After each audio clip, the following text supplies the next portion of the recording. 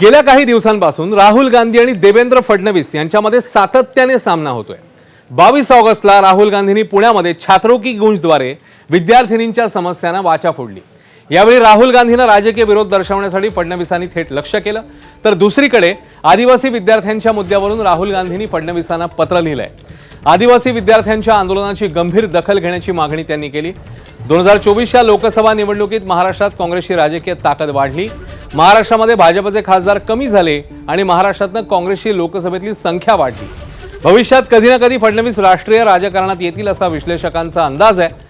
तर राहुल गांधी पुढली अनेक वर्ष राष्ट्रीय राजकारणात राहतील हे गृहीत धरून भविष्यातल्या प्रतिस्पर्धी नेत्यांवर हल्लाबोल करण्याच्या दृष्टीने आतापासूनच गांधी आणि फडणवीसांची रंगीत तालीम सुरू झाली आहे, अशी चर्चा राजकीय वर्तुळामध्ये आहे।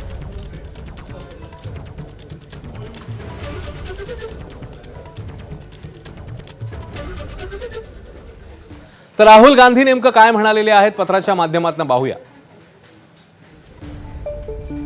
पत्राचा आशय काय आहे? महाराष्ट्रातील अनेक आदिवासी विद्यार्थी आणि आपल्या हक्कांच्या मागणी करतात 10 दिवसांहून अधिक काळापासून उपोषणावर आहे।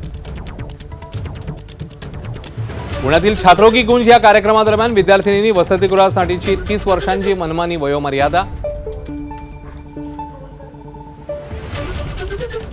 अपमानास्पद नियम, असुरक्षित सुविधा आणि महिलांची गर्भधारणा चाचणी करण्यासारख्या अमानवीय तरतुदी यांसारखे मुद्दे मांडले। दुर्गम गावं आणि शहरात आलेल्या विद्यार्थ्यांची मागणी कोणतीही भिक्षा किंवा दान नसून ते केवळ आपल्या हक्कांची मागणी करतायत। आपण त्यांची प्रत्यक्ष भेट घेऊन त्यांच्या समस्यांचं त्वरित निवारण कराल अशी अपेक्षा आहे, असं या पत्रामध्ये म्हटलंय।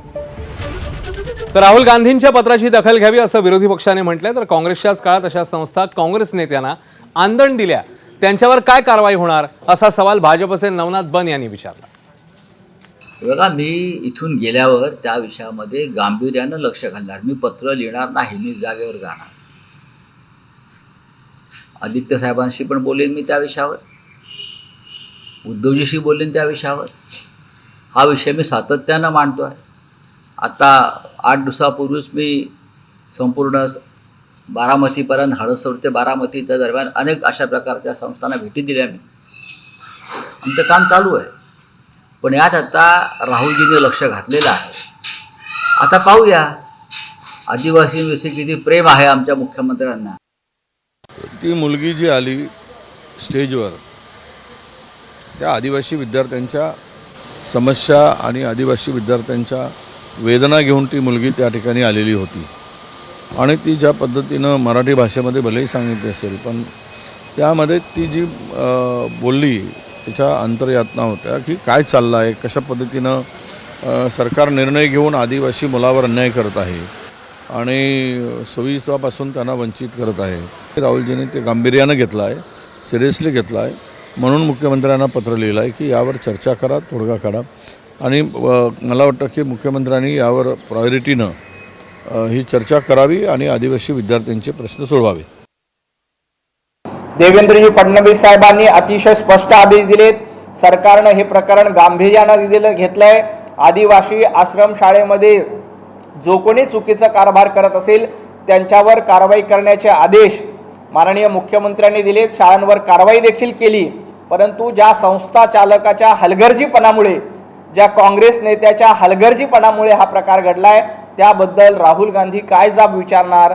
त्याबद्दल राहुल गांधी एखादं पत्र लिहिणार आहेत का? एखादी भेट त्या आश्रमशाळेला देणार आहेत का? याचं उत्तर जनाब संजय राऊतांनी द्यावं आणि काँग्रेसने पण द्यावं।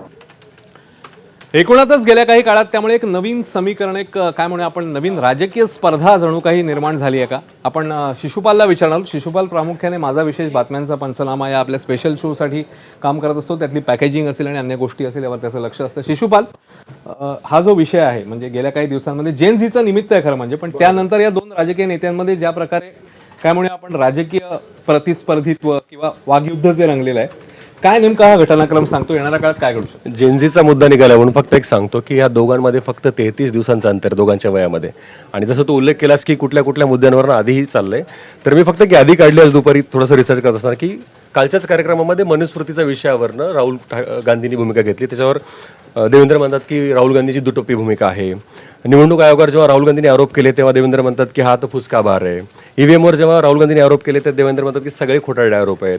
सावरकरांचं वक्तव्य जे फार वादग्रस्त ठरलं होतं त्याच्यावर ते बोलले तर राहुल गांधींना इतक्याचं ज्ञान नाही. संविधान बदलणार भूमिका राहुल गांधींनी अख्ख्या प्रचार केला त्याच्यावरनं. तर त्यावर ते देवेंद्र म्हणाले होते की हा तर शहरी नक्षलवाद आहे. म्हणजे असे कुठलेही राहुल गांधींनी आरोप केले की आक्रमकपणे भाजप सेंट्रल भाजप जरी येत असलं तरी महाराष्ट्रातनं देवेंद्र फडणवीस कायम पहिल्या पानावर असतं. म्हणजे आता एक उदाहरण द्यायचं तर मतचोरीवरचं राहुल गांधीचा आरोप तर त्याच्या दुसऱ्या दिवशी राज्यातल्या सगळ्या वर्तमानपत्रावर देवेंद्र फडणवीसांनी मोठा लेख छापला होता की हे कसं चुकीचं आहे. तर केंद्राची भूमिका काय असो की नसो पण देवेंद्र फडणवीसांनी मागच्या 2-2.5 वर्षामध्ये राहुल गांधींच्या प्रत्येक आरोपाला तेवढ्याच ताकदीने उत्तर दिलं हे मात्र आहे. त्यामुळे येणाऱ्या काळामध्ये कदाचित हा संघर्ष वाढण्याची शक्यता आहे. नाकारतात नाही. तेव्हा जसं शिशुपालने सांगितलं, बघूया आता राजकीय घडामोडी काय नेमक्या वळण घेतात. एक मात्र नक्की की येणाऱ्या काळामध्ये या दोघांचीही वाटचाल कशा प्रकारे होते, खास करून देवेंद्र फडणवीस दिल्लीमध्ये जाणार अशाही चर्चा आहेत. पाहूया आता येणाऱ्या काळामध्ये नेमकं काय घडतं.